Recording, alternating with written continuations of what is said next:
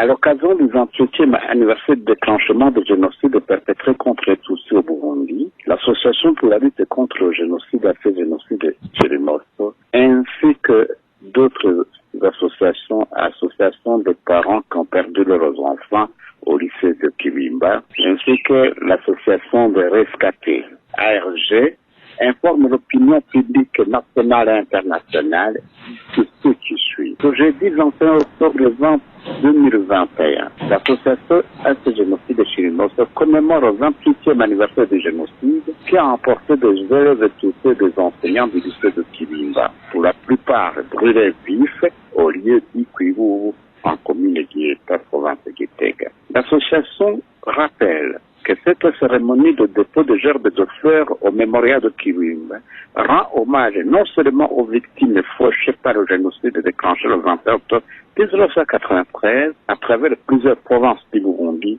mais aussi aux victimes de crimes de guerre et de crimes contre l'humanité. Et c'est-à-dire que l'association AC Génocide de Chirimoso a aujourd'hui rappelle par l'Organisation des Nations Unies qu'elle doit protéger, elle doit instaurer un tribunal pénal international pour le Burundi, pour que la justice soit rendue, pour que la vérité soit établie, et ainsi la population burundaise, le peuple burundais sera réconcilié. En dehors de la justice, il n'y aura pas de vérité. Il y a autre chose.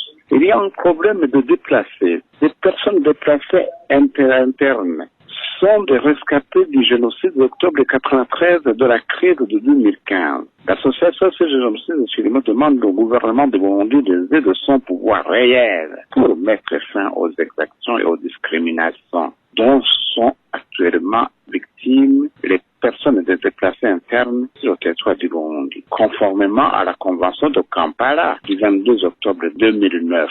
Ce qu'il faut, c'est-à-dire quoi? Il y a un problème de discrimination, par exemple. Les déplacés qui habitent, par exemple, Rukororo, les célibataires ne se marient plus. Parce qu'ils ne sont pas autorisés, l'administrateur refuse la construction de maisons. Alors, si les célibataires ne se marient pas, c'est-à-dire qu'il n'y aura pas la perpétuité de cette tribu Tutsi. On les refuse, c'est une façon déguisée de refuser qu'il y ait encore une population Tutsi dans cette commune.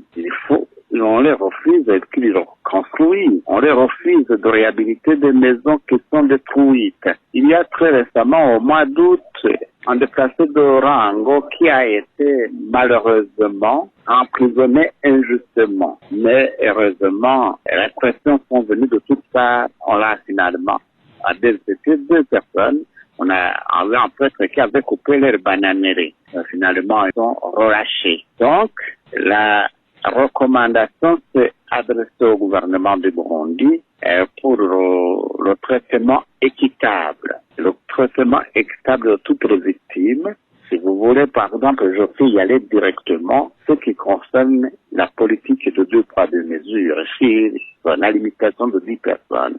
Nous venons d'apprendre qu'à Gitega et à Bujumbura, il y a une foule nombreuse pour se souvenir du président Dadae lâchement assassiné. Mais limiter le nombre à 10 à Kwiwu, c'est une sorte de discrimination, c'est une sorte d'un refus de la liberté d'expression. Voilà notre point de vue, notre sentiment de déception.